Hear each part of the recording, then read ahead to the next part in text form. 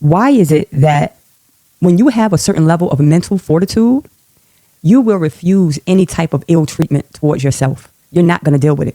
And the reason why this is so important is because I personally can recall different aspects and times in my life that I allowed certain things to happen to me, but I didn't know why I was allowing it to happen. Hey. Welcome to the Bajo channel. Welcome to another video. This is the Bajo channel, home of self-care, beauty, wellness, and everything that'll help you just become better and better and better every single day. So thank you so much for joining us. Today, we're going to be talking about a topic that I think we talk about it a lot, just in general, like throughout when I hear different conversations, but I don't know if everyone call it the same thing. For the sake of this conversation, I'm going to call it mental fortitude. Mental fortitude. Why is it that when you have a certain level of mental fortitude, you will refuse any type of ill treatment towards yourself? You're not going to deal with it. And the reason why this is so important is because I personally can recall different aspects and times in my life that I allowed certain things to happen to me, but I didn't know why I was allowing it to happen. I really didn't. It was sort of kind of like I took this position, this whatever will be kind of position, and whatever was. And I had no defense. But in hindsight, as I have grown and understood more about life, more about myself, I realized it's because I never had a level of mental fortitude.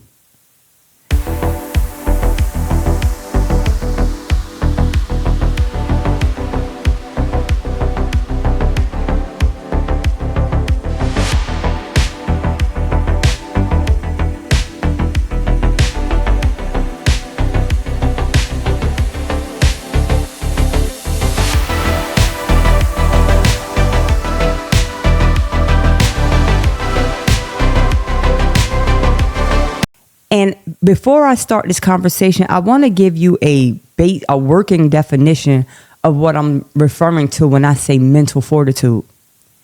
So for the sake of this conversation, mental fortitude, it refers to a strength, a resilience of the mind that enables individuals to endure hardship, face challenges, and persist in the pursuit of their goal despite setbacks and obstacles. It encompasses several types of qualities, one being resilience, persistence, perseverance, emotional regulation, self-discipline, positive mindset. It's like this one word, and it kind of encompasses so many different aspects of who we are, and they're developed little over time. And so I think I had to learn how to be kinder to myself, because I've always been the type of person where it's like all or nothing. And what I've learned is that it can't be all or nothing. It can't be an all or nothing situation, because life is not all or nothing. Life is not that way. We grow in stages and implements and little steps at a time. We grow incrementally.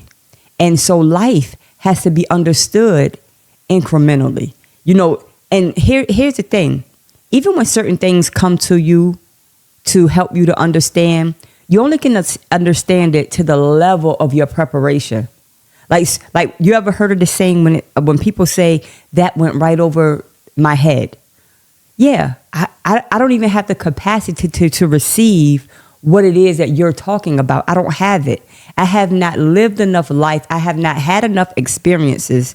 My filter does not dictate that I can even perceive what you're saying. Therefore, what you're saying went right over my head. And I do believe that a lot of times in life, certain things have tried to come to me, and certain understandings have been presented to me, but I just lacked the bandwidth to gather that information and disseminate it in my mind to prove it to be useful to me.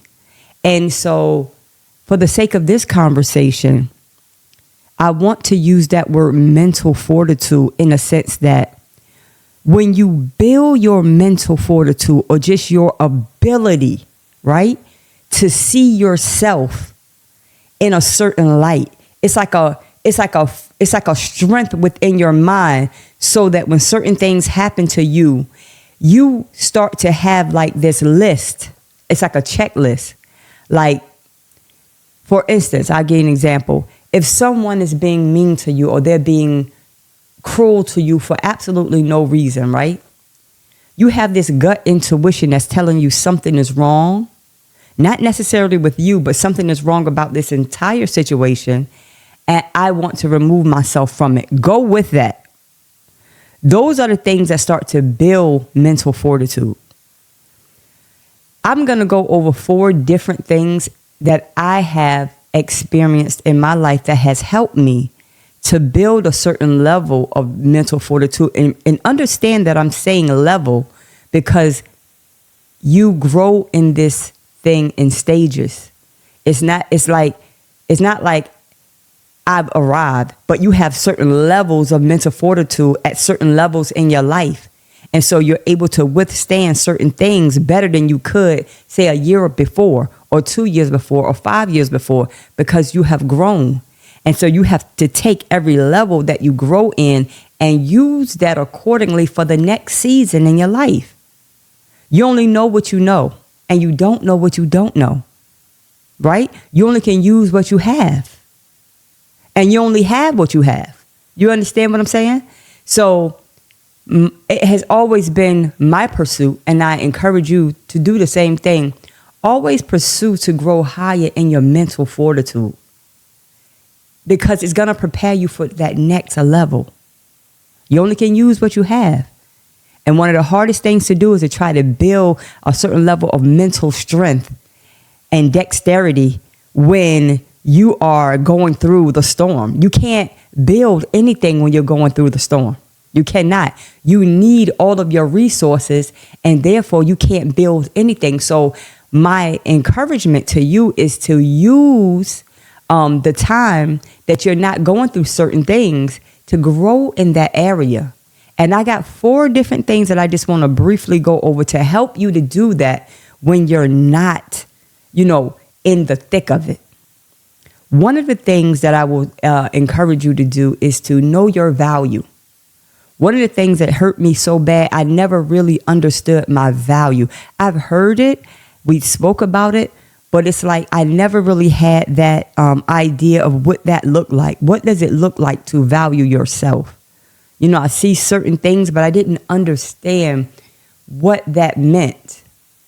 And on a very rudimentary level, knowing your value is actually having boundaries.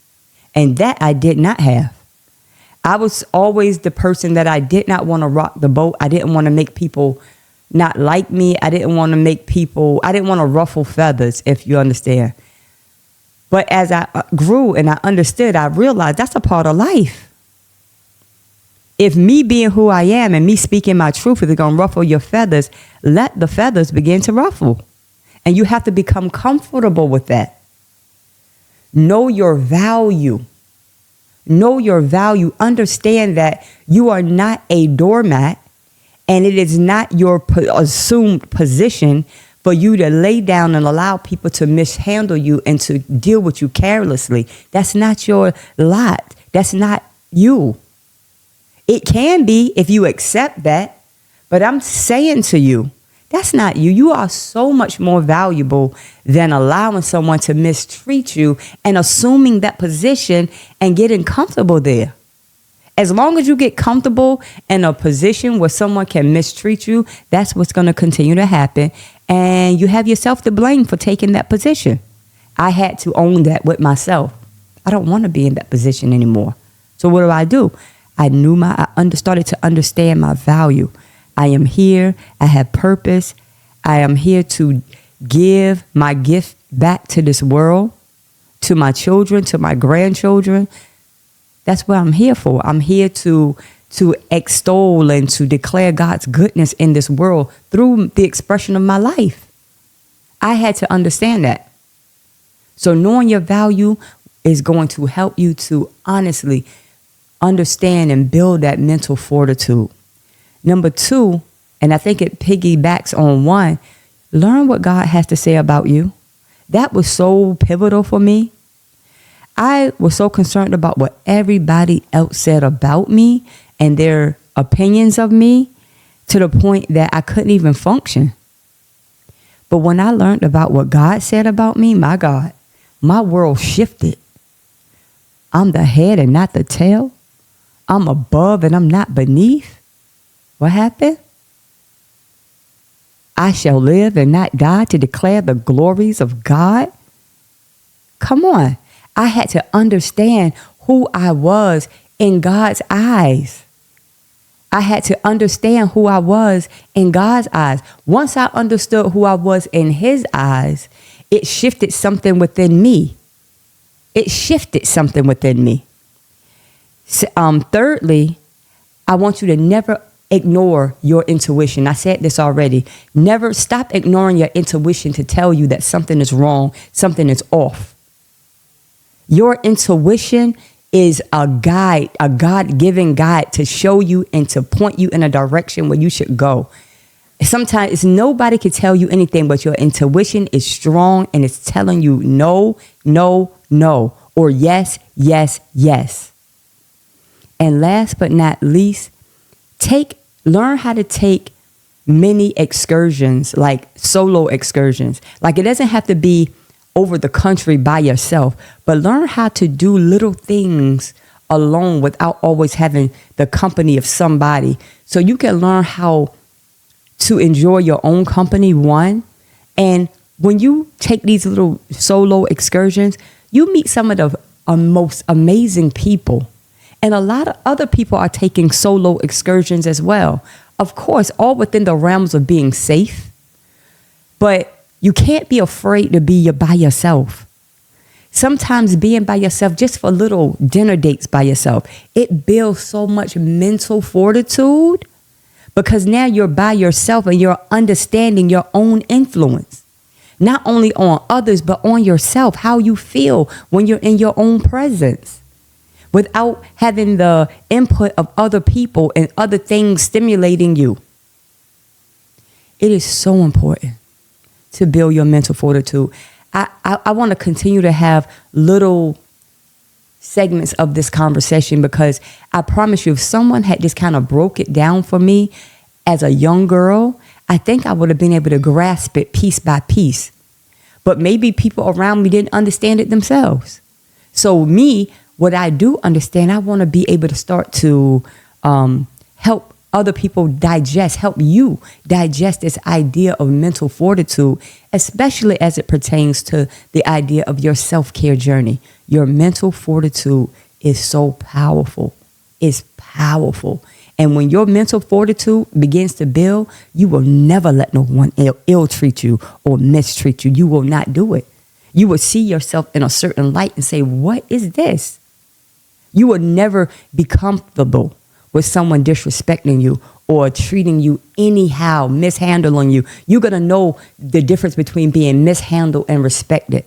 Sometimes when you don't have the certain level of mental fortitude, you don't know how to distinguish between the two. But I promise you, if you take them little steps, 1, know your value. 2, understand what God has to say about you. 3, don't ignore your intuition. And 4, just start taking little mini solo excursions, dinner dates, little walks by yourself, just a little solo enjoyment, learning how to enjoy your company. And not only just that, but when you're in your own company, you have this certain place of solitude with God. It's not being interjected with anybody else's thoughts other than yours and God's. It is so powerful. It is so, so powerful. I just want to thank you today for listening. I think I'm going to come back with more of this on this mental fortitude because it is so powerful, so powerful.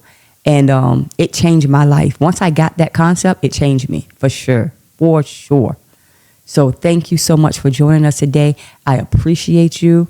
Just know that self-care is the best care. Don't ever forget that. Your self-care is the best thing that you could do for yourself. I will talk to you later.